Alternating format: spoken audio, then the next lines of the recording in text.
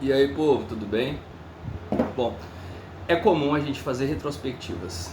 E aqui eu gostaria de propor uma retrospectiva literária elencando aqui o top 10 das leituras de 2024. Bom, como leitura, assim como academia, é algo que todo mundo reconhece que faz bem, mas que a gente custa ter iniciativa para começar ou mesmo continuar. Eu gostaria de humildemente sugerir o meu top 10 de 2024 para você que quer fazer desse ano de 2025 um ano de leituras. Esses livros aqui não estão em ordem crescente de importância. Todos os 10 para mim são foda, são muito bons. Vamos lá. A Gloriosa Família do Angolano Pepetela. Esse livro aqui é fascinante. Ele é um livro africano, né? O Pepetela é um escritor africano. Esse livro aqui é tido por muitos como o principal livro, pelo menos um livro clássico lá em Angola. E através dele a gente vai conhecer muito sobre a formação da identidade angolana. Envolve um período histórico da época dos Flamengos. Flamengos são os holandeses, quando eles dominaram, colonizaram por um breve período de tempo Angola. Esse livro vai se passar na capital de Angola, em Luanda, no século 17. E é contado, o que para mim é uma ótica fascinante, é sobre a ótica com os olhos de um escravo, uma espécie de escravo de companhia de um grande senhor, o senhor Vandum, da família Vandum, né? Gloriosa família, a família Vandum. E gostei bastante porque quem conta a história é o representante de uma classe que foi muito espoliada, que é o escravo. É o escravo que conta a história sobre o viés dele. E ele não perde a oportunidade também de fazer críticas e contar a sua versão dos fatos. Classicão brasileiro que às vezes a gente é forçado a ler em um momento que a gente não tem maturidade para perceber o quão bacana é essa história. Senhora, do brasileiro José de Alencar. Livro muito bom, muito inovador para aquela época, né? O Brasil está saindo ali do romantismo e entrando no realismo. E grosso modo, a história de uma moça que compra um noivo. Vale muito a pedida. Retire essa versão que a gente às vezes tem com literatura um pouco mais antiga, que não seja a contemporânea. Vale sentar e apreciar essa leitura. Outro livro africano, A Estátua de Sal, do tunisiense Albert Memmi. Esse livro aqui é da Tunísia, né? A Tunísia é um caldeirão cultural, fica ali no Maghreb africano, que é a parte mais setentrional, mais ao norte da África. Aqui, a Estátua de Sal faz um intertexto com a Bíblia, né? A esposa de Jó, quando olhou para trás, se transformou em uma estátua de sal. E esse olhar para trás significa, é uma metáfora do narrador personagem olhando para o seu passado em busca de sua identidade. Aqui a gente vai fazer um mergulho na cultura, na literatura, na culinária, na religião, que é um elemento muito forte. A gente vê aqui uns templos religiosos ao fundo, na história do Alexandre. É muito rico e surpreendente para mim, e é tido como um livro, um dos clássicos, dos classicões da Tunísia.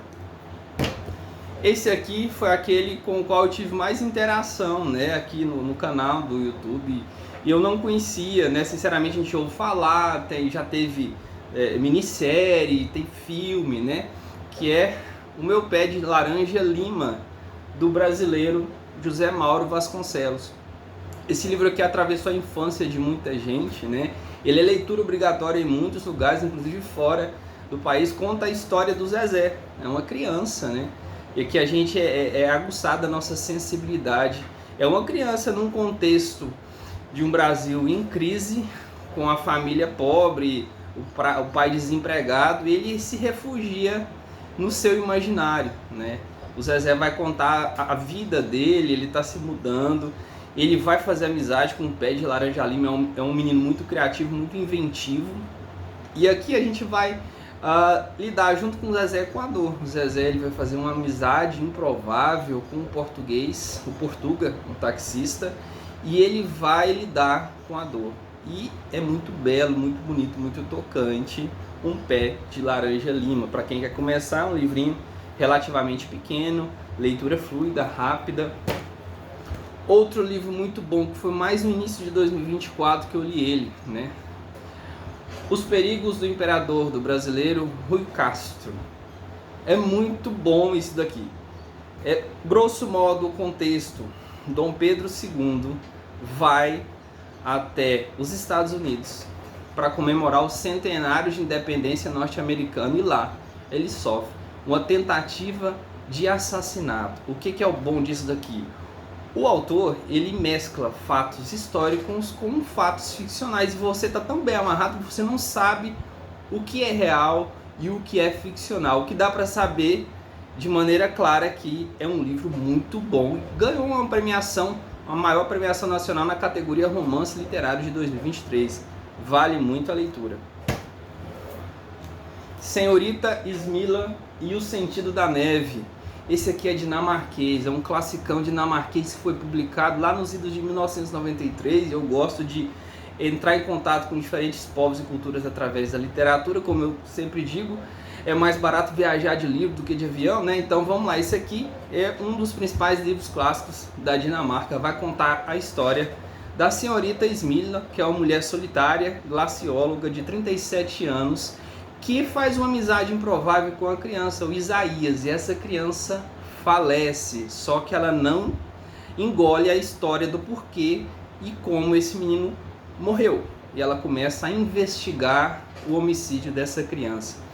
É um filme de investigação, uma leitura de investigação policial muito envolvente. A gente é apresentado até pelo local onde se passa, né? Se passa na Dinamarca.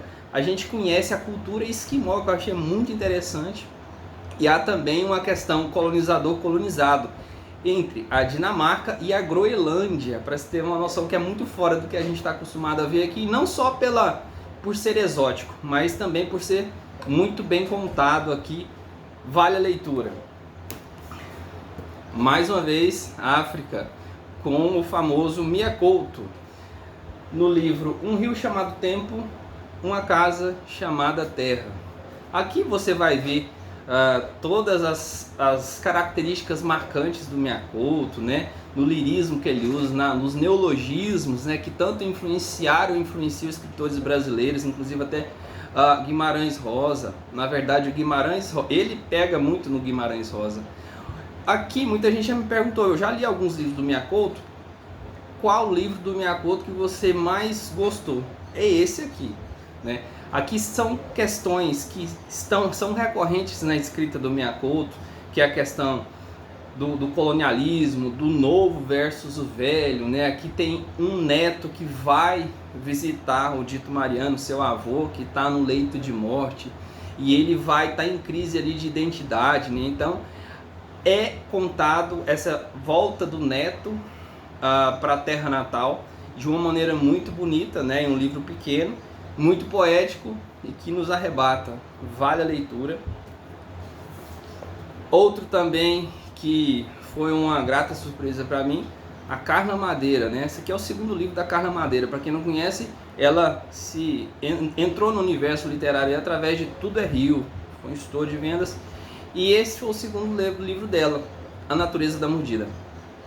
Aqui a gente tem duas protagonistas principais. Nós temos a jornalista Olivia, que faz amizade por acaso em um sebo improvisado na contemporaneidade de Minas Gerais, com a Bia. A Bia é uma psicanalista aposentada que está perdendo gradativamente a memória. A Carla Madeira, pelo menos as 3 leituras que eu fiz dela, sempre há um protagonista que é apaixonante. Tudo é Rio foi a Dona Aurora. Aqui na véspera é outro, na véspera é o Padre Tadeu. Aqui na Natureza da Mordida é justamente uma das protagonistas, a Bia. Ela tem um jeito muito peculiar de enxergar a vida e talvez até pela sua formação ela impacta, ela consegue arrebatar as pessoas que se aproximam dela, e aqui no caso será Olivia. Então Olivia e Bia vão confrontar seus passados de abandono e sofrimento de uma maneira muito bonita. Já caminhando para o final do nosso top 10, temos o classicão aqui da Mary Shelley, Frankenstein. Quantos filmes, encenações teatrais a gente já viu, né? Aqui tido como Prometeu moderno, a história. Para quem não sabe, o Frankenstein não é um monstro. O Victor Frankenstein é o criador do monstro. É o médico que cria o monstro. E aqui é muito bom de ler como a criatura foi tomando conhecimento de sua existência e como ela vai lidar com isso. Há questões filosóficas muito fortes aqui, contadas de uma maneira muito envolvente. Se você não leu, só ficou com os filmes, leia Frankenstein, da Mary Shelley.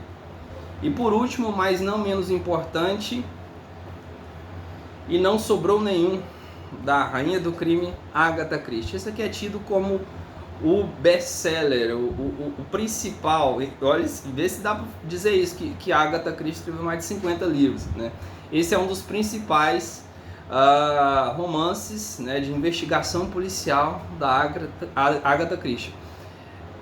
10 personagens vão, de uma maneira misteriosa ou de outra, parar em uma ilha deserta. E a partir daí começam a acontecer os crimes, né? A Agatha Christie, afinal de contas, é na pegada do Arthur Conan Doyle, né? É de investigação policial, muito rápido, e sempre você fica tentando descobrir quem pode estar por trás daquela morte, quem que deve ter provocado aquilo. E para variar, eu fui enganado, eu não soube dizer, eu errei o meu palpite. A gente sempre fica com essa vontade, né, de dar um palpite, não consegui saber quem estava por trás, e sempre tem aquele famoso plot twist, aquela reviravolta narrativa que também ela acontece.